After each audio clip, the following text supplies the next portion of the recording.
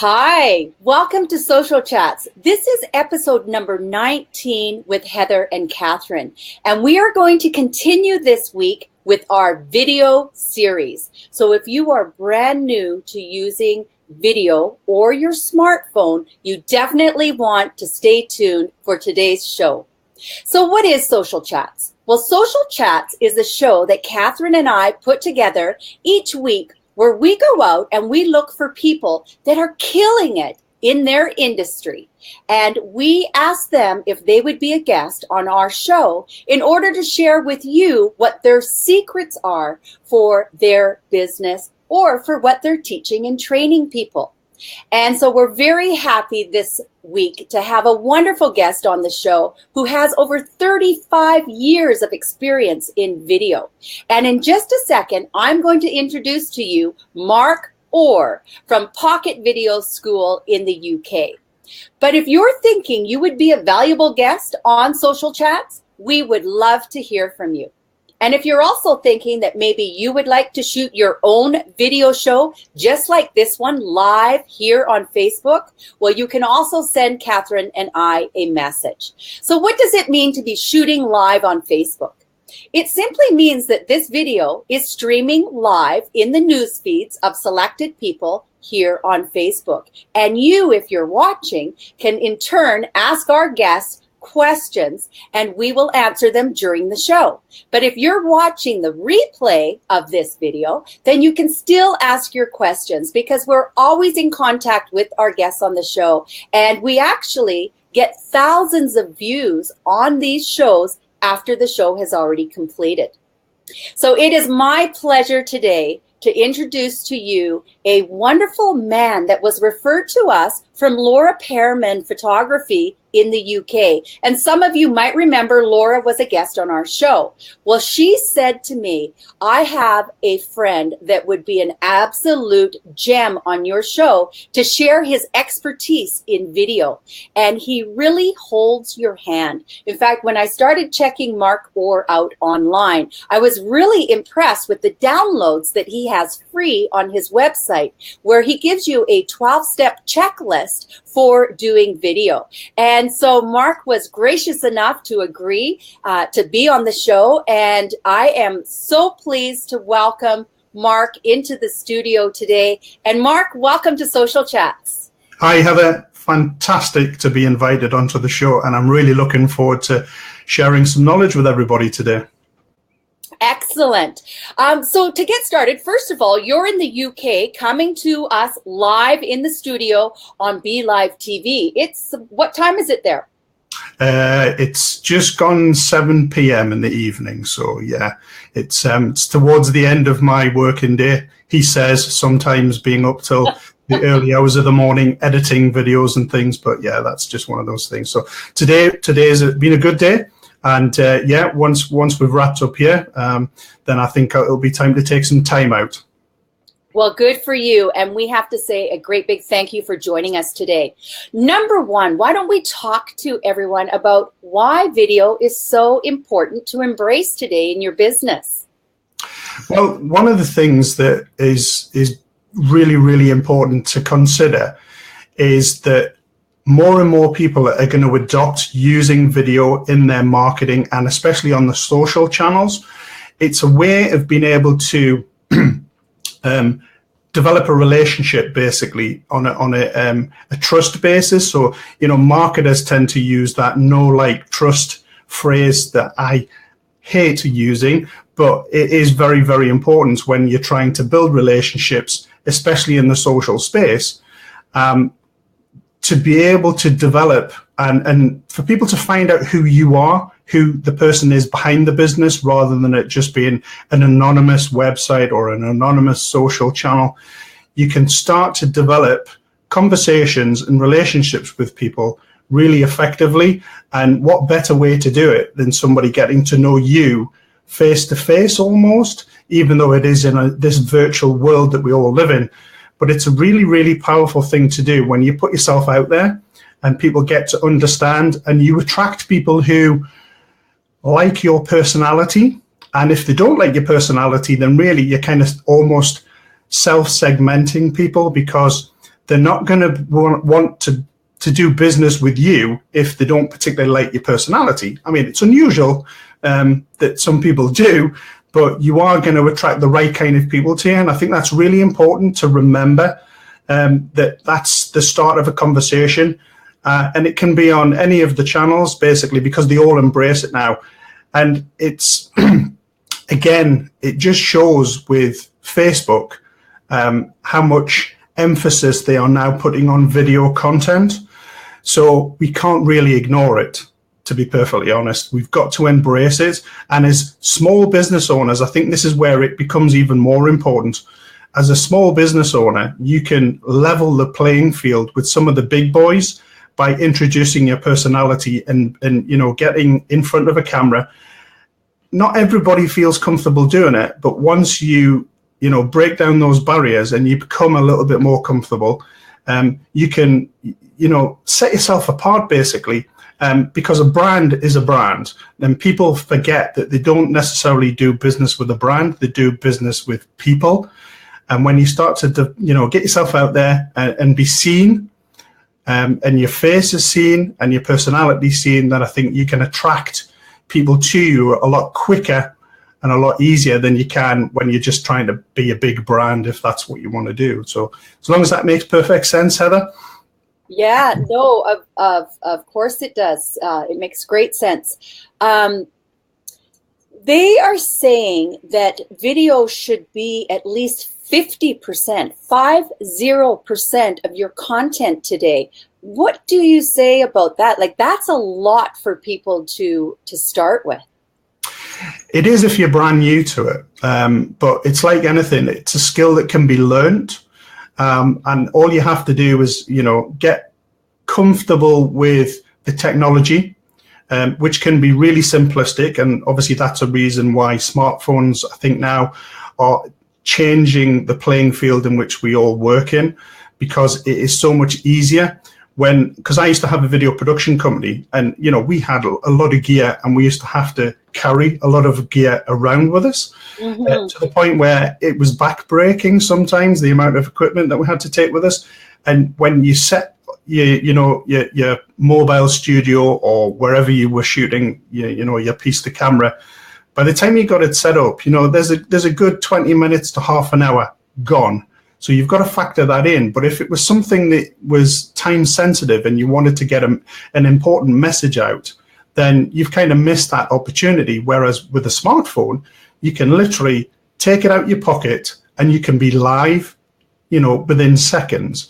And I think that's really, really important. If something's happening within your industry and you want to be seen as the go-to person for getting your message and your information out there quickly, that speed of implementation just can't be beaten with, the technology that we've got now, combining that with the tools that we've pretty much all carry around with us. Mm-hmm. So when you say 50% of your content should be video-based, then there's no reason why it can't be once you've mastered those few little skills that you need to, just to get your actual, your content out there. It can be so quick.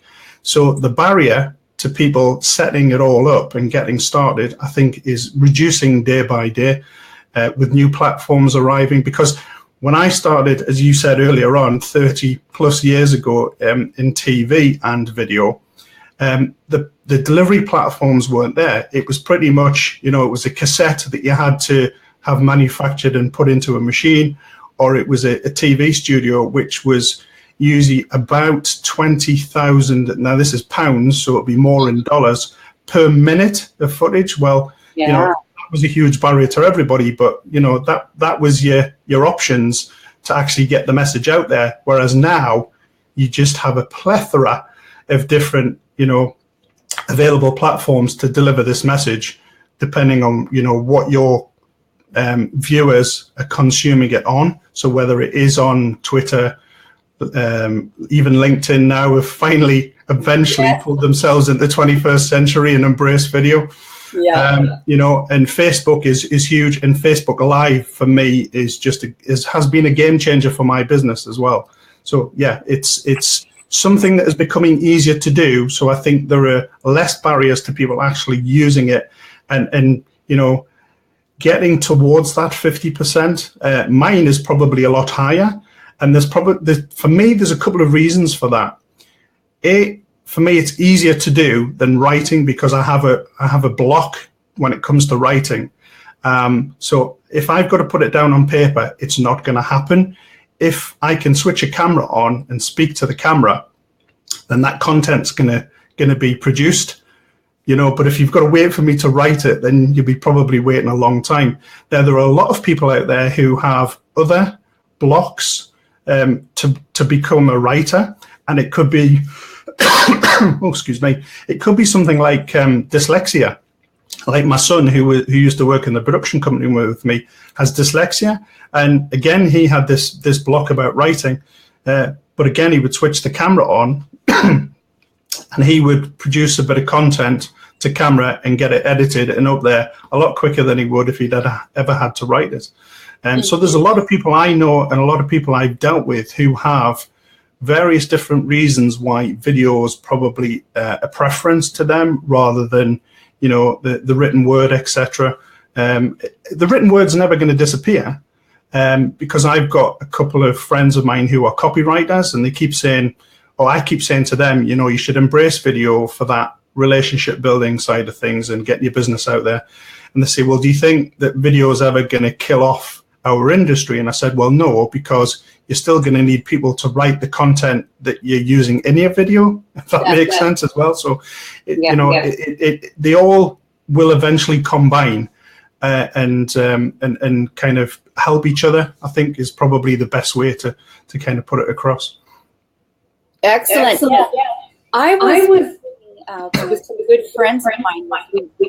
I think we're having a feedback happening right now. So I'm going to ask you if you will jump right in with your incredible 12-step checklist for shooting easy video, because I have clients that I was working with this week that I can't wait till they download your easy to follow instructions. So great, Mark. I'll hand it right back over to you for that. Yeah, that's fine. Obviously, what I'm focusing on is, as I mentioned before, is smartphones, because it's easier to get set up. It's usually a tool that we've all got. And once you understand some basic principles of filmmaking and videography, and you inject them into what you're doing with your camera and your smartphone camera, then you can improve the quality and get a lot more comfortable and find it easier to produce your content if you just follow these very, very simple rules. There's nothing hard or technical about it, but it's things that I've discovered over the years that have tripped me up, tripped some of my clients up, and usually are things that seem really, really obvious when they're pointed out to you. But again, it's one of those scenarios where you don't know what you don't know. So I'm going to cover them now. And the first step really is just to think about what it is that you're going to say. And I would never advocate anybody using a script unless you're a trained presenter and you're used to doing it and using a teleprompter. Then you will find that not many people can actually read a script really effectively and make it authentic and sound relaxed when they're delivering that content. What you can do, however, is just put some bullet points together so that that the elements of the message that you want to cover, and they're just there as a visual prompt. And one of the things that you can do, if you haven't got a screen in front of you, because quite often, if you're like me and you wear glasses, if you have a screen in front of you when you're recording yourself, even though I have one now, but I've managed to master it so that I don't get the glare in my glasses. Lighting and glare from screens tends to be a big issue for people. What you can do then for your bullet points is just write them down on a piece of paper. And some of the next pieces that I'm going to cover are where to position your camera. But what you can do is just use a bit of tape and put them literally just under the lens of the camera. And that means that you can just glance down very, very slightly without it being a prominent look down or look away, to just remind yourself on the point that you're covering, and try not to cover too many things at once. He says doing 12 steps in this particular one, but I've got my prompts in front of me, so so yeah, just think about bullet points and crafting your message in a nice simplistic way. I would usually probably only say to people, cover 1 or 2 or maximum 3 things in any of your videos. But there is a structure to video as well, but that's probably something that we need to cover at a later date, not on this particular one. So the next thing to think about is where you're actually going to shoot your video. So are you going to do it in an event, or are you going to do it at home, or are you going to do it outside? And there are things that happen in every single one of these environments that can affect your video content massively when you're recording. So what I would always say is try and control as much of those elements as you possibly can. So things like the light.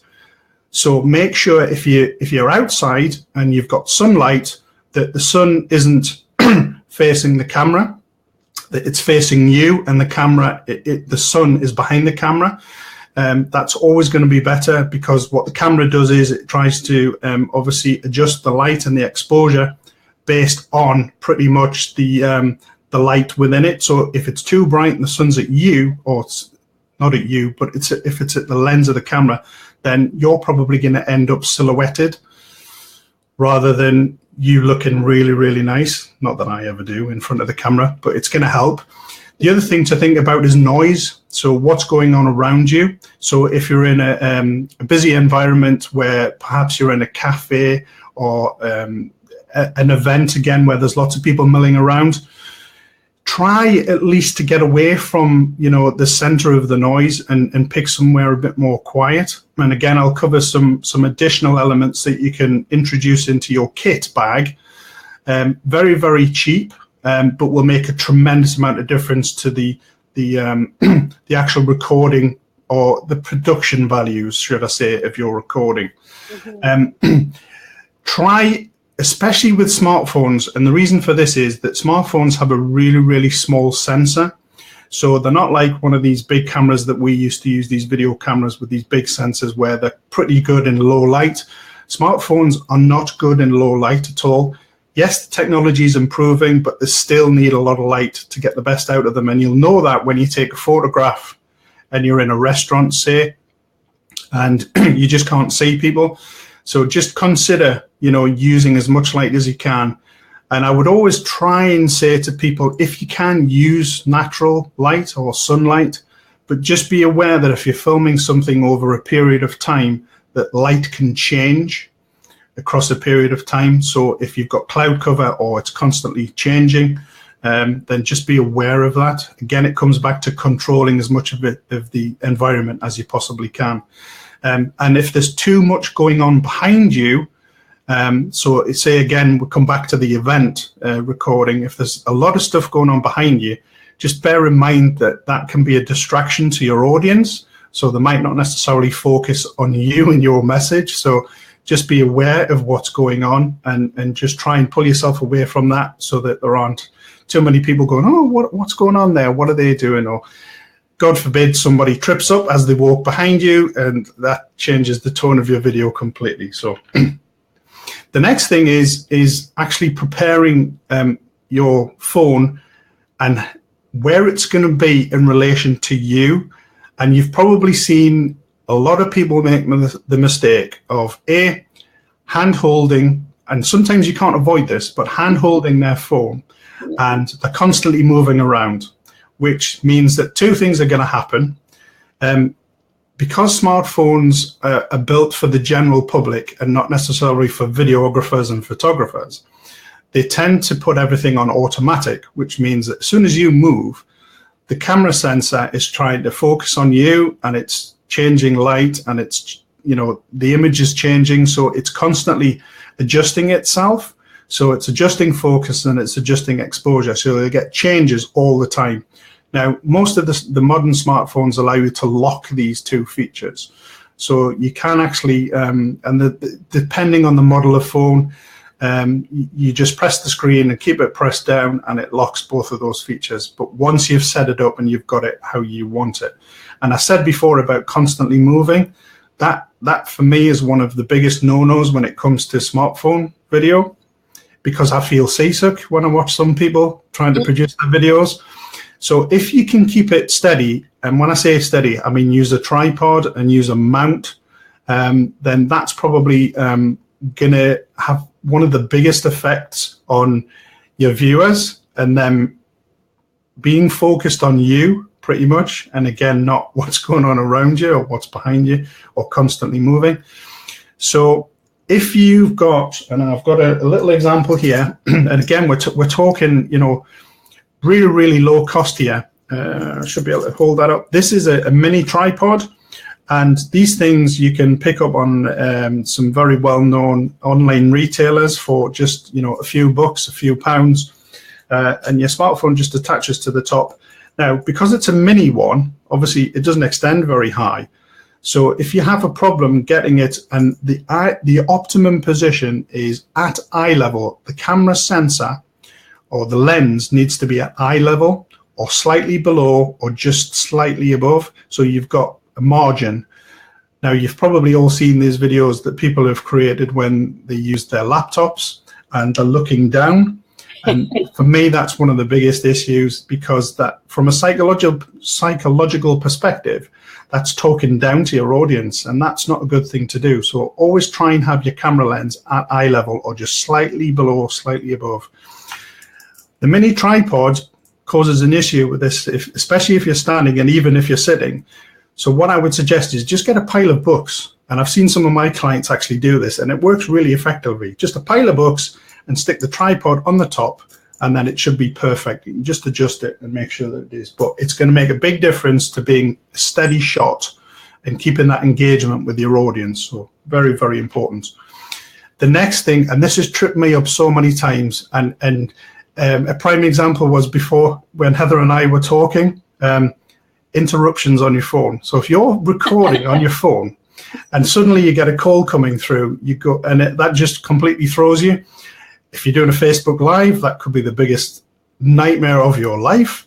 So always put your phone on flight mode so that it stops any of these distractions coming through. So text messages, phone calls. Sometimes, unfortunately, you still get notifications from your social channels, but there are ways of being able to turn those off or have them on not disturb mode, basically, so that you're not getting those as well. Because there's nothing worse than doing a selfie recording and then suddenly getting a Facebook notification come up to say, you know, your best friend's just, you know, something's happened, etc. So just be aware of that. Try and minimize all of the distractions that you can. But flight mode is definitely the one to use. It's the best one ever. And I've got to admit, I've forgotten, and it's happened to me. So this is definitely from experience. So the next thing to consider is about getting your camera on your tripod, because a lot of tripods don't necessarily come with the right kind of mount for your phone. So I have probably 3 or 4 different ones. The one I recommend that I found really, really good, because it has a couple of options. It has a 1/4-inch thread on it, and then all it does is it attaches to the tripod, just screws in like that. And it almost becomes a selfie stick as well. You could actually use it as a selfie stick. And all it is it's spring-loaded for different size phones, because obviously a lot of people have got the pluses of the iOS range now and some of the Samsungs. And it just clamps around the phone like that. And then it's on your mini tripod and then on your books. And then that's nice and steady. And it means that you're not having to hold it, because that's another issue for anybody who's trying to create their own video and they're constantly holding it at arm's length and it's moving around and their arm gets tired. Yeah, and then they've got to start again. So that's quite often an issue for people as well. I mentioned before about locking the exposure and the focus. That's a big one whenever you're recording. But the other thing that a lot of people struggle with, and again, I forget myself, and even though I've got this kind of eye issue going on, I still forget, where do I actually look when I'm looking for the lens on a smartphone? So I need a little trick that I came up with to remind myself, and hopefully this camera is going to pick it up, is I don't know if you remember those hole punches that you used to use when we still used paper before email. and you would get reinforcers to put them into a ring binder. There were little sticky back circle. So all I do is I get one of those. I'll just hold it up to the camera, and you can just see there, I've stuck it around the camera lens. Perfect. And it just reminds me of where it is that I need to look when I'm recording video, because I've seen so many smartphone videos, not just smartphones, some of the other videos as well, where people are not sure where they're supposed to be looking. But smartphones are a particular issue because the lens is so small. So that's a neat little trick. And that was the selfie camera. Obviously, the one on the back is a little bit easier to kind of recognize. But again, you could still put it on there just as a visual prompt for yourself to make sure that you don't miss where you're supposed to be looking. The other thing that people tend to forget when they're using smartphones is you stick them in your pocket, you stick them in your handbag, whatever, you get them out, and you quite often end up touching the lens with your grubby fingers. Now, not everybody's got grubby fingers, but you've got natural oils on your fingers, and you end up covering the lens. And it's unbelievable how many times you'll do this without realizing. And all you need to do is get like either a microfiber cloth, or you can get these little alcohol wipes that you can use, and you just clean the actual lens of the camera. Yeah, Heather's got some there. They are fantastic, and they're great for cleaning the lenses on your mobile phone as well. And quite often you'll see a big difference when you see your material come back and you go, my God, why? Now I know why everything looked milky. I just thought it was the settings on the phone. It's not. It's just that bit of extra grease, etc., that's on there. So 2 little bits of kit that you should always have in your kit bag, basically.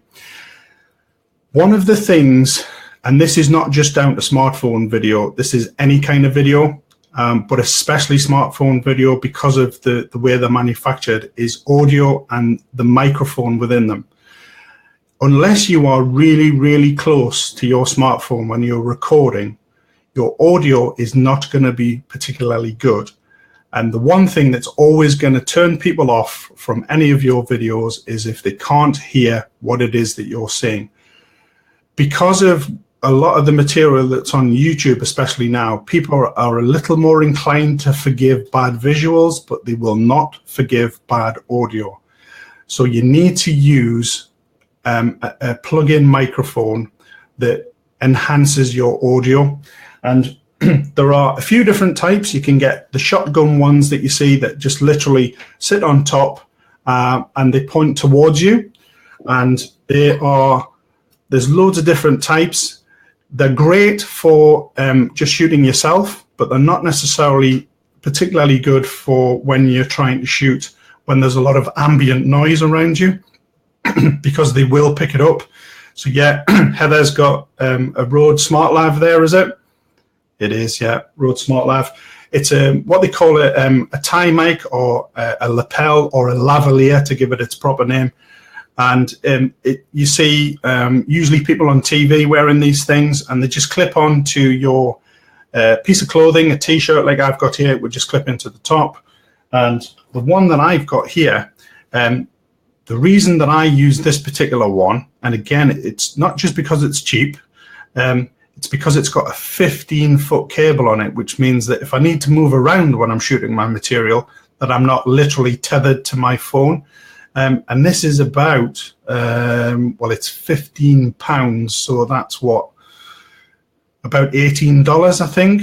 And this is really, really good quality considering the price. And all it does is it plugs into the headphone jack of your smartphone, and it just increases your audio capability and your levels to the point where it makes a big difference, and it doesn't pick up the ambient sound going on around you. Now, I've tested this to the point where I've had somebody outside, and I've been filming near a busy road, and it's picked up a little bit of traffic noise. So all I've done is I've just masked that with a little bit of music to the point where you can't even hear the traffic. So, but if I just used the internal mic on the phone, it would have been a nightmare, and we would have had to have done lots of post-production adjustments to try and compensate for that. So It's great when you're doing a single presenter to camera.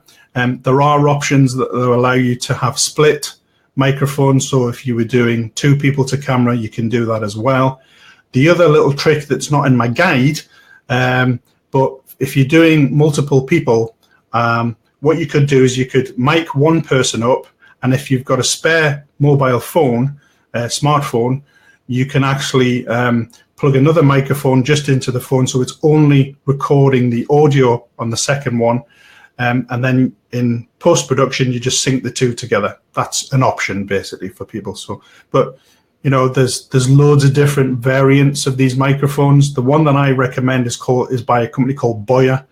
And as I say, it's really cheap, and it's one that a lot of the people in my industry and the experts have recommended.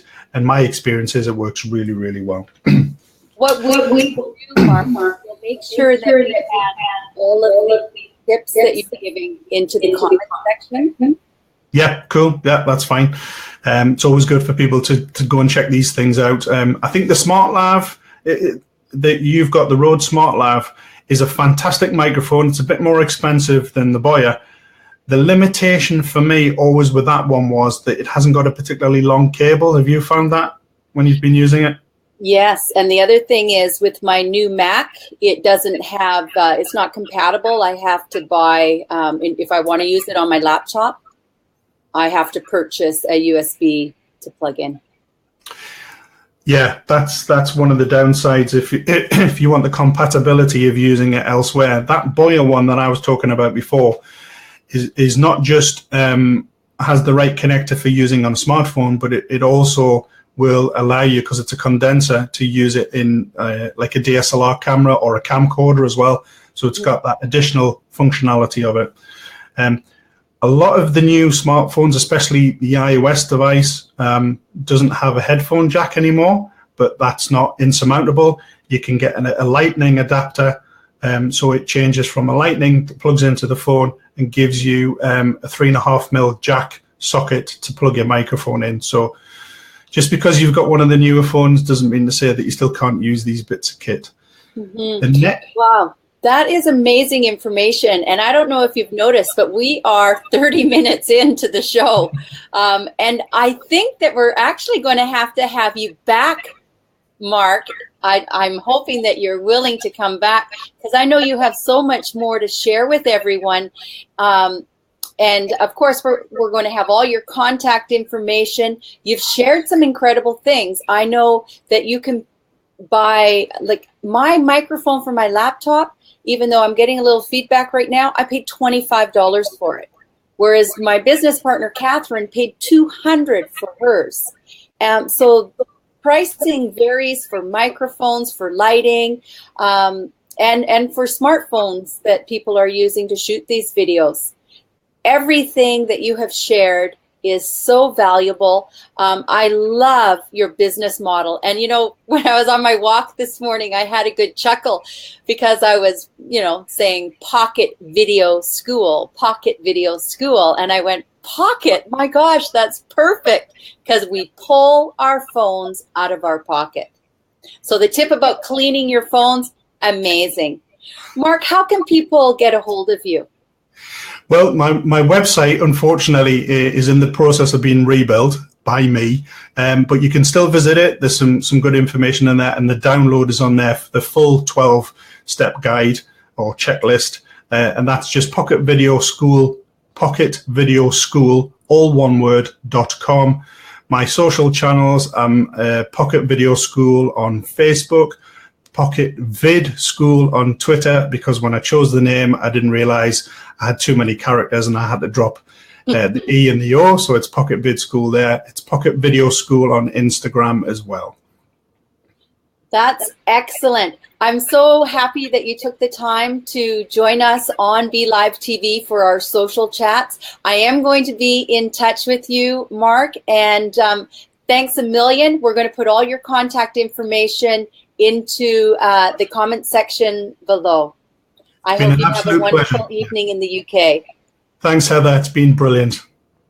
Okay, everyone. So that was Mark or from the Pocket Video School, coming to us on Social Chats live here on Facebook in our news feeds, all the way from the UK, the United Kingdom.